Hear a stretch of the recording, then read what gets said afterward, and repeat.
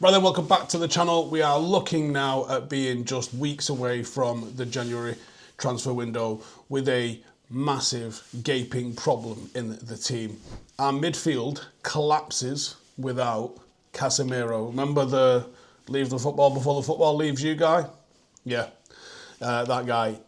The balance goes, the control goes, the defensive snap goes, the late game mistakes go, the vulnerability at set plays, they start creeping back in, and you can feel it. We do not look like a side capable of finishing inside the top four or even top six when Casemiro's not in the team. So the reality is simple. Waiting until the summer probably is going to be catastrophic. Now we know that Sesko is going to be out for a month, and I will do a video tomorrow looking at our options without Sesko. We have to make something happen. There's a 5-man shortlist. Some people have said a 6-man shortlist that has emerged.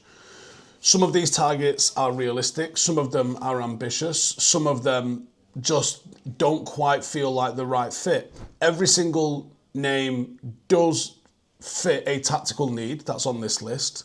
But I'm going to go through them and I'm going to give you my opinion on whether or not these would be good options for United come the January transfer window.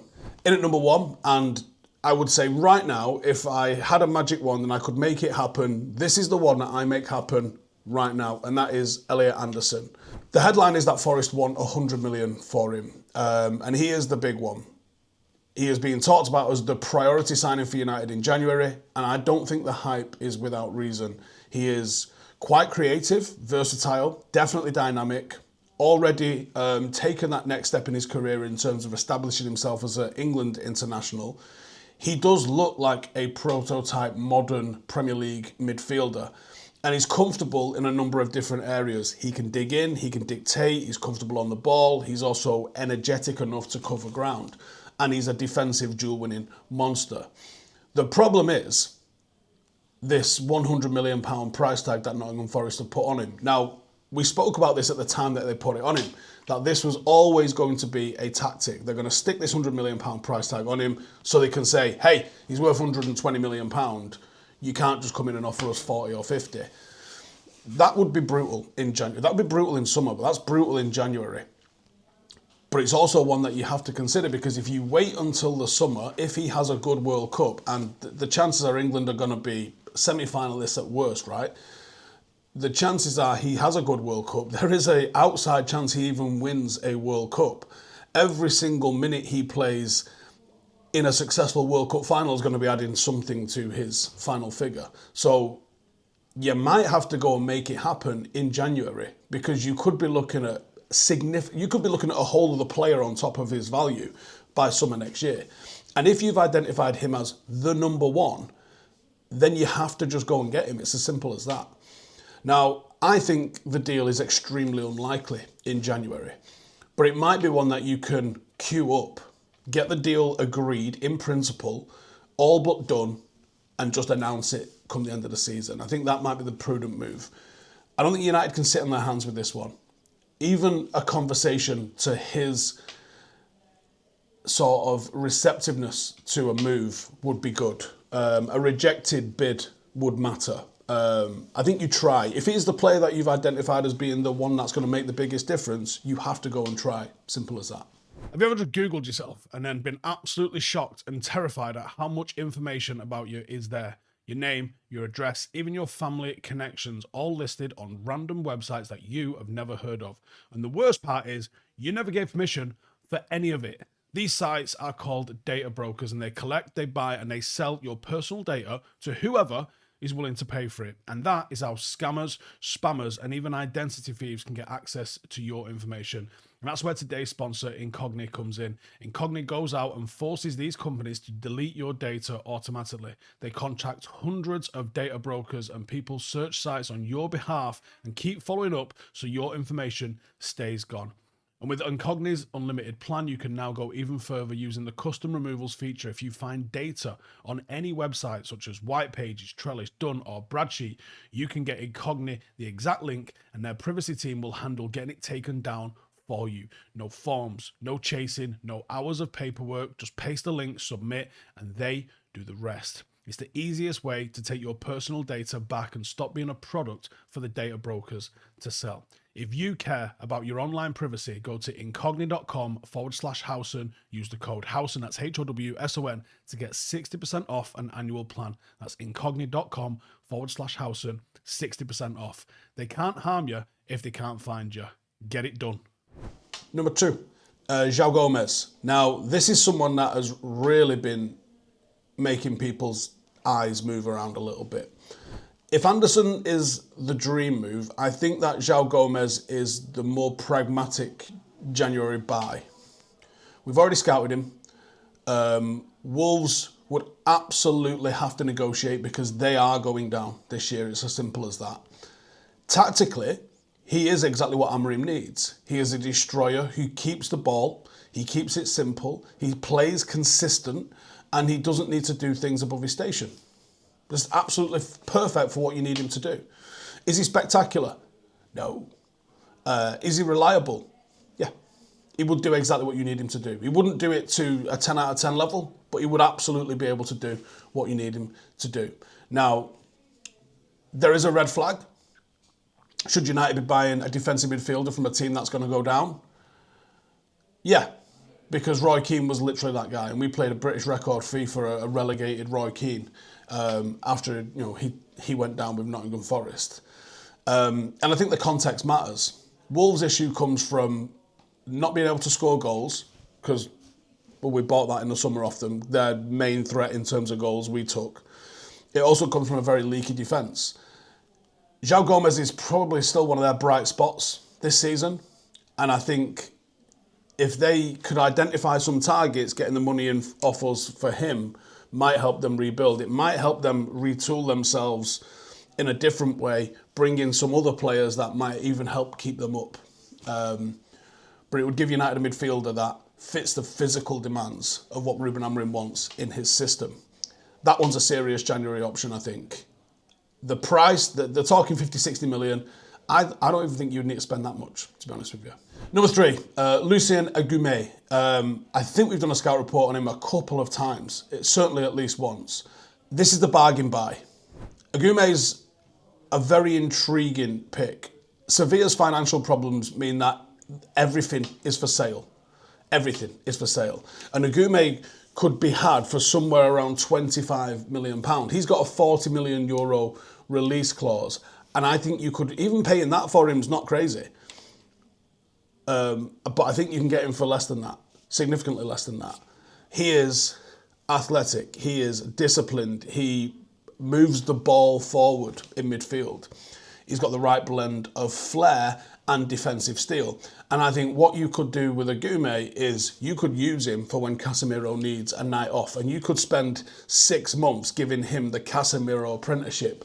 Allow him to watch Casemiro, allow him to watch the ideal way to play this system for Ruben Amorim in Casemiro, on matches and in training. And when it gets to the 65-minute mark and Casemiro's fucking knackered, you bring on Ugarte after Ugarte spent an hour watching him.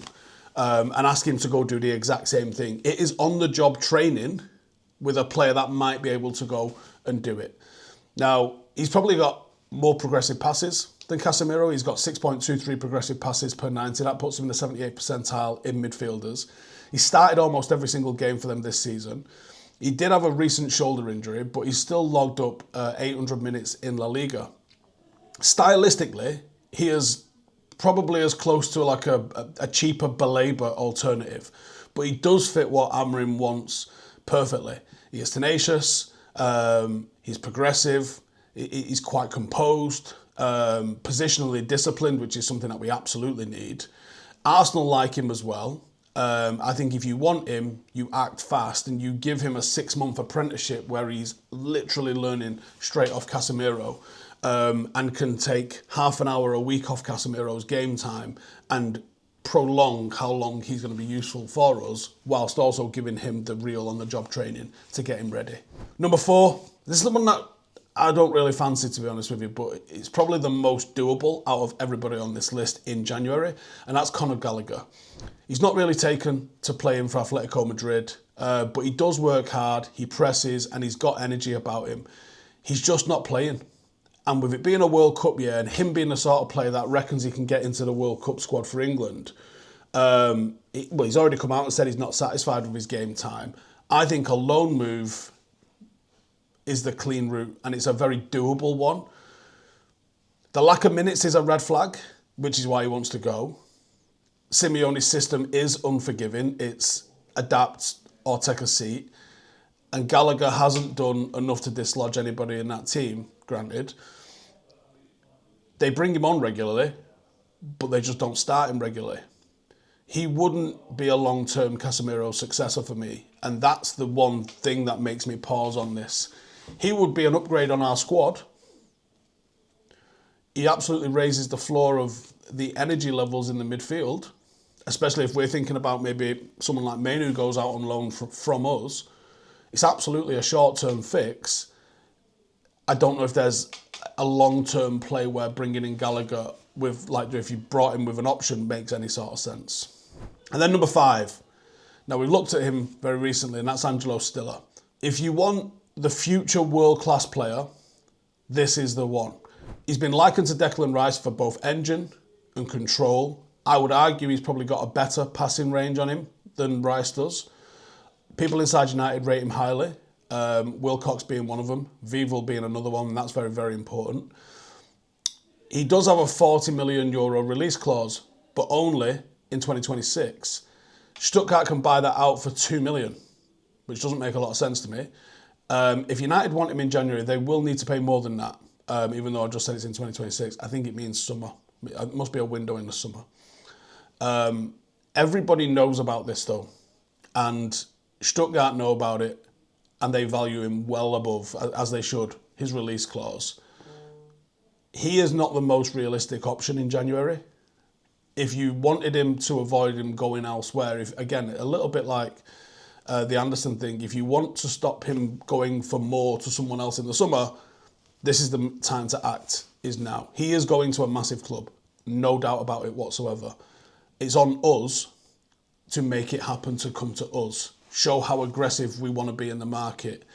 Again, I don't think it's probably doable in January, but if he's on the plan, what does moving it forward 6 months do if it prevents him going elsewhere?